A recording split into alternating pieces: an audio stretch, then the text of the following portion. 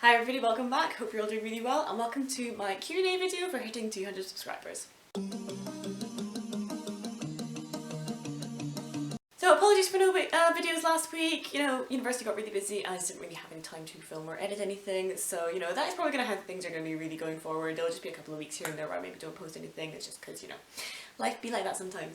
So I hit 200 subscribers on my channel back in November. I mean, honestly, never even imagined I would get a subscriber when I first started doing this, never mind 200. So thank you very much to everybody who has subscribed, to everybody who's giving me shout outs and stuff. I really appreciate that. It's so much fun to have this many people to just chat with and have good conversations and stuff in the comments. So I decided to do a Q&A video for 200 subscribers. Now obviously, like I said, I hit this back in November, and obviously that was when things were really hectic and I had to take a break off my channel and stuff. So these questions got asked a while back and I'm finally getting to them now. So thank you very much to the people who did send in these questions. I am finally getting to them. Y'all have probably forgotten what you asked me, so this should be fun for everybody. So without any further ado, I'll let you know what the questions everyone asked me. The first set of questions are from Dom over at Dominish Books. If you haven't checked out his channel, you definitely need to. He does fantastic reviews and is a really, really great person. His first question was, what's your favourite marsupial? I mean, first of all, I did actually have to Google what marsupial is. I'm not very smart. And I'd have to go with the koala, just because they're really cute. And yeah, just koalas. If you could ride a dragon to work, where would you park it? Honestly, I would park it with leave him next to the bikes at the bike rack kind of thing, because I just thought that would be really, really entertaining if you just saw this row of bikes and then a dragon just chilling on the end. That would just be really entertaining. And he'd be able to say hello to everybody going past and things. What are your anticipated reads for 2022? So I'd have to say, one that I own that I'm definitely excited for already is Pandora. This is one that's like a retelling of, that whole sort of mythos and stuff. So I do actually have a copy of this now, so I'm really, really excited for this one. I'm also really looking forward to Bloodmarked by Tracy Dion, which I believe is coming out in November of this year. And The Genesis Wars by Kenny Dawn Bowman, which is the sequel to The Infinity Courts, which is one of my favourite books from last year. That's coming out in April or something. I'm so excited for that, holy shit.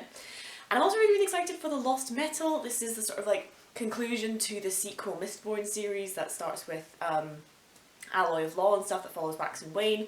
I actually happen to really, really like this era of Mistborn. It's not quite as good as original Mistborn, but I'm still really, really enjoying it, so I'm really, really excited to see how that series ends out. So yeah, those would definitely be the books I'm excited for this year. If the Discord server got together to do the Hunger Games, who would win? So this is referring to the Wizardly Duo Discord, which is run by Andrew's Wizardly Reads and Nico's Book Reviews. Really, really great channels as well, definitely go check it out. I haven't been active on the Discord for a while, just because obviously, I barely have time to check my own personal notifications, never mind the multitude that come in a day from Wizardly Duo. But when I do, I know a few people in there, but like I said, because I've not been active, I don't know who's really in the Discord and stuff at the moment, so I have to guess who's some people I know. I think Narzel would do well, partly because I know absolutely nothing about this guy apart from the fact that he's into Grimdark, which is obviously kind of suspicious. I think he'd be quite good in it, so I think he would probably do quite well in Hunger Games. I think Dom would do quite well because he's really nice and no one would want to hurt him. And Patrick from Patrick Ryan would maybe be able to outrun everyone, because I'm fairly sure he's into hill walking and stuff. So those would be my top 3 contenders. And finally from Dom on this batch is Cake or Death. Cake, obviously. And then I got some questions through from the lovely Stephanie over at Miss Richards Reads. Again, go check out her channel, she does really, really great videos as well, so thank you for sending these in. What is your favourite book of the year so far? And for this year it's Girl, Woman, Other by Bernadine Evaristo. I loved this book so much. It's completely different to anything I usually read, it's not fantasy. And it's honestly the most incredible thing I've ever read in my entire life. It is absolutely fantastic. I just have no words for how much I loved that book. Definitely check it out if you're looking for something different to read, but easily the best book I read all year, and maybe the best book I read this year going forward. That's how good it was. Travel anywhere, real or fictional, where would you go and why? For fictional, I would definitely go with The Night Circus by, from the book of the same name. I would just love to see that circus and feel all the magic and stuff. It would just be an honestly amazing place to go to. And in real life, for some reason I really, really want to go to Budapest recently. Yeah, it just looks really, really cool. Obviously they filmed Shadow and Bone there, so that's kind of giving a sort of indication as to what it looks like there, but there's loads of places in Europe that I want to go and visit. I've been to France and Spain a couple of times and stuff. I really want to just travel around lots of places in Europe and things, so yeah, I definitely want to go to Budapest. What is your favourite food? Anything sweet. I have a real sweet tooth, so you know, I've actually just had my coffee. I had a little toffee yum yum that you get out of Lidl's. Those are like my favourite things right now. I'm also really partial to soup, especially leek and potato soup that my mum makes. That's always, you know, pretty class. So yeah, those would probably be my favourite foods. Dom then came in and gave some more questions. So if Vin and Arya, so Vin from Mistborn and Arya from Song of Ice and Fire, if they switched series, who would fare better? That's an interesting one. I'd say my first instinct is to say Vin, because obviously she would be the only person in the entire Game of Thrones universe to have the magic she does. So I think she would therefore have quite an advantage over everybody else, you know, especially like, you know, against anyone that's got metal on them, you know, she can just fucking yeet that shit if she wanted to. But Arya would still do quite well, I think, in the Mistborn world and stuff. But because she maybe doesn't have Mistborn magic, would her Faceless One powers sort of, you know, help her in any way? You know, it would be an interesting one to try and see. But yeah, I'd have to say Vin, I think. And what is your favourite pizza topping? I'm very partial to pepperoni pizza, despite the fact that I'm supposed to be trying to be a vegetarian at the moment, but you know, pepperoni pizza is apparently my weakness. Then got some questions through from Owen Edwards, another channel that you need to go check out. He's really, really lovely as well. Favourite pre-20th century artists? I'm really, really bad for like older kind of paintings and stuff, because obviously I do digital art, so I can name 1,000,001 modern artists that I like. But older artists and stuff, you know, I'm just really bad with my art history, if I'm being completely honest. But I am a bit of a Van Gogh girl. I do like his paintings, and I have been round to the museum in Amsterdam and stuff, so yeah, special place in my heart for Van Gogh's paintings. Then got some questions through from Tony over at An Erudite Adventure, another channel you should definitely go check out. I'll leave the link in the description. What is your favourite magical creature, and why is it a dragon? You can tell these people have watched my videos where I mention how much I fucking love dragons. I mean, I do like dragons, however, is that my favourite magical creature? Because fairies are a kind of top contender there, you know, it's kind of between the two. But I do like dragons. I think it's just the fact that so many cultures across the world have all got some version of a dragon in their mythologies and stuff, and it's just a damn shame that they're not real. If you had a dragon, what would you name it? I would name it Dave.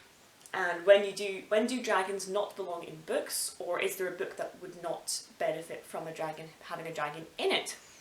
I'd have to say Chronicles of Ancient Darkness by Michelle Paver would not benefit from having a dragon in it, because that would completely take away from the magic of the setting and the world, because it is supposed to be almost set in Stone Age time, so therefore to add a dragon would almost take you out of that realistic kind of aspect of it and stuff, and make it almost too fantastical, despite the fact that this world does have a lot of fantastical elements to it. You know, there is magic, there is spirits and stuff, but like almost in a sort of sense of like, you can believe almost that happened at that time kind of thing. Whereas I think if it had a dragon in it, that would just completely destroy the whole vibe you've got going on. I think just in general, you know, if the story's not got anything to do with dragons in it, then there's obviously no point to have a dragon in it, so you know. And then got another question from Dominish. How much wood could a woodchuck chuck if a woodchuck could chuck wood? Well, my answer to that has to be that a woodchuck would chuck as much wood as a woodchuck could chuck if a woodchuck could chuck wood, which is apparently 700 pounds is how much a woodchuck could chuck. And I got some questions through from Leanne over at Leanne's Loopy Library, another channel you definitely need to go and check out. She does really fantastic videos. What is your favourite book trope? I do really like slow burn romances in fantasy, you know, like, you know, let's say Kaz and Inej from Six of Crows, that sort of vibe, slow burn, you know, you can tell they're in love before they ever admit it to each other, you know, but only as a subplot. I don't like it as a main plot, as a subplot that just adds a little something, a little flavour to the story. I don't know, I just really like slow burn, it's just really good fun. And I also really like the whole trope of misinterpreting prophecies. I love that so much. It just feels so clever to watch the characters try and work out what the prophecy's about, and then it's like what it actually refers to is just so interesting. You know, Percy Jackson's a really good example of this. They're always misinterpreting the prophecies they get given. I just really, really like it, and I also just love the whole, you know, you can know the prophecy, but that doesn't mean you can do anything about it, because you're never going to understand what it's referring to, and it will come true, sort of thing. Like, I love that as a trope in books. What is your favourite dinosaur? I love pterodactyls, and I actually dressed up as one when I was 8.